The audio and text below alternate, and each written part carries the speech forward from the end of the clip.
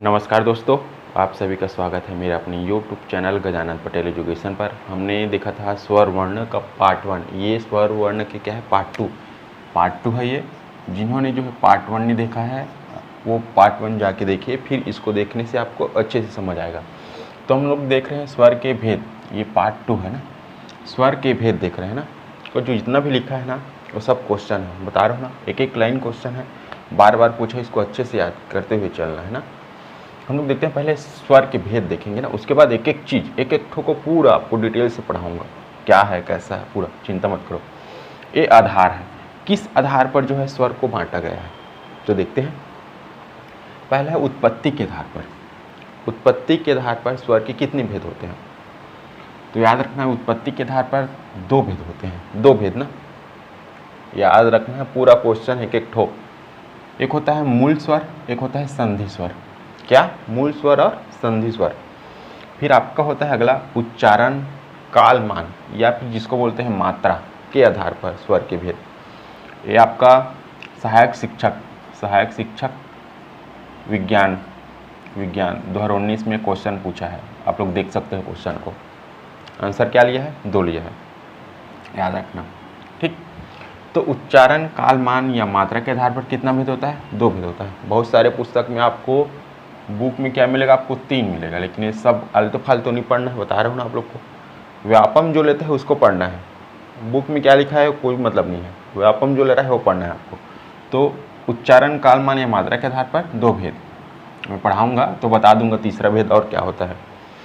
एक होता है ह्रस्व, एक होता है दीर्घ, और इसमें जो तीसरा होता है वो प्लुत होता है। लेकिन आपको क्या याद रखना है, सिर्फ ह्रस्व और दीर्घ, उच्चारण कालमान या मात्रा के आधार पर। अगला है आपका जिह्वा या जीभ के प्रयोग के आधार पर। जीभ के प्रयोग के आधार पर होता है आपका 3 भेद, 3 भेद मोस्ट इंपॉर्टेंट, अग्रस्वर, मध्य स्वर और पश्च स्वर। फिर आपका होता है अगला मुख विवर या मुख गुहा खुलने के आधार पर। इसमें होता है 4 भेद। एक होता है संवृत्त होता है, एक अर्ध संवृत्त होता है, एक विवृत्त होता है, एक अर्ध विवृत्त। चिंता मत करो, सब चीज़ एक एक ठो पढ़ाऊंगा अभी, कौन क्या आता है पूरा रटना है। अगला क्या है ओष्ठाकृति। ओष्ठ की क्या है, आकृति के आधार पर। इसके कितने भेद होते हैं, 2 भेद, वृत्तमुखी और एक अवृत्तमुखी। अगला देखते हैं काव्य या अलिजिह्वा। काव्य की स्थिति के आधार पर या अलिजिह्वा की स्थिति के आधार पर, या इसी को बोल सकते हो आप नाक या मुंह से निकली हवा के आधार पर। कितने भेद होते हैं, 2 भेद होते हैं, मोस्ट इंपॉर्टेंट ना, क्वेश्चन बार बार पूछता है। मौखिक या इसी को बोलते हैं निर्नुनासिक, और एक होता है अनुनासिक। चिंता मत करो, आगे पूरा एक एक चीज़ चलेगा अभी।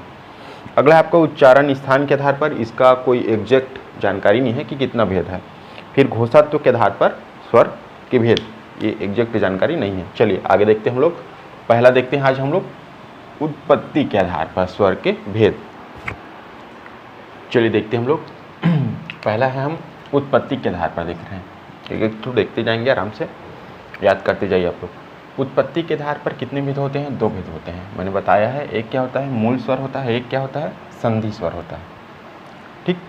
अब ये मूल स्वर को और याद रखना है आपको, ये इतना ज़्यादा इंपॉर्टेंट है कि पूछो मत। मूल स्वर को ही बोलते हैं, क्या बोलते हैं, ह्रस्व स्वर, ह्रस्व स्वर, या फिर इसी को बोलते हैं लघु स्वर। क्या, लघु। याद रखना, क्वेश्चन अगर आएगा मूल स्वर की संख्या कितनी है, या ह्रस्व स्वर की संख्या कितनी है, या लघु स्वर की संख्या कितनी है, आपको 4 ही लेना है। अब मूल स्वर में देखते हैं हम लोग परिभाषा। अगर परिभाषा की बात की जाए, मूल स्वर के क्वेश्चन आ जाता है, तो दूसरे जो स्वर है, अन्य जो स्वर है या दूसरे स्वर है, उसकी क्या है, सहायता लेने की आवश्यकता नहीं होती, ठीक।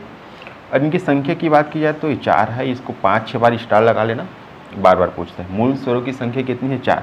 उदाहरण पूछता है, निम्नलिखित में से मूल स्वर है, या एक साथ पेयर में दिया रहेगा, छांटना रहेगा आपको।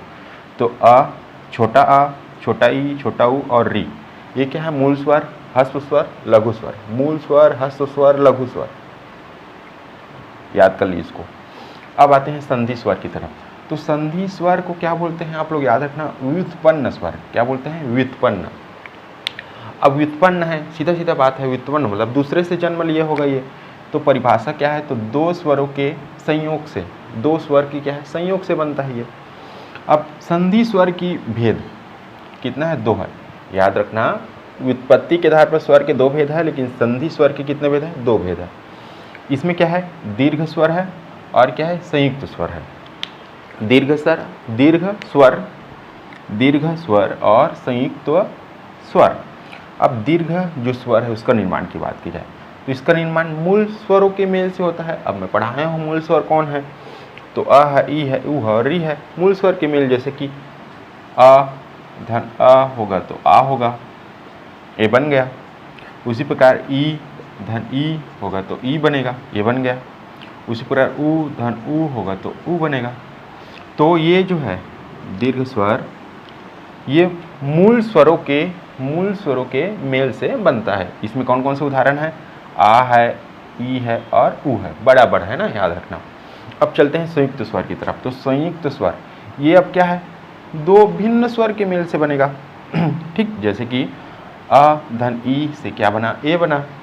अ धन ए से क्या बना? ए बना। इसको लिखते ऐसे हैं, लेकिन दर्शाने के समय हम लोग जब लिखते हैं जैसे कि ऐसे, कैसे, तो ऐसे लिखते हैं ना अभी, लेकिन लिखते समय इसको एक जो चिन्ह लगा के दिखाते हैं।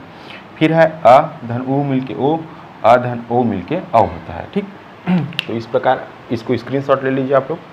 और इसका अगर आपको पीडीएफ चाहिए, क्या पीडीएफ, तो मेरे टेलीग्राम चैनल से जुड़िए। टेलीग्राम चैनल का नाम है गजानन पटेल एजुकेशन। इस टेलीग्राम चैनल पर मेरा आप जितना भी एग्ज़ाम में जो है इम्पॉर्टेंट है आपके लिए, वो सब चीज़ क्या कर रहा हूँ मैं, अपलोड कर रहा हूँ या अपडेट करते रहता हूँ। तो आप लोग टेलीग्राम चैनल से जुड़िए। हाँ, ठीक है। और आप सभी का क्या है, धन्यवाद है। और मेरे चैनल को क्या कीजिए, सब्सक्राइब कीजिए, लाइक कीजिए और बहुत ज़्यादा क्या कीजिए, शेयर कीजिए।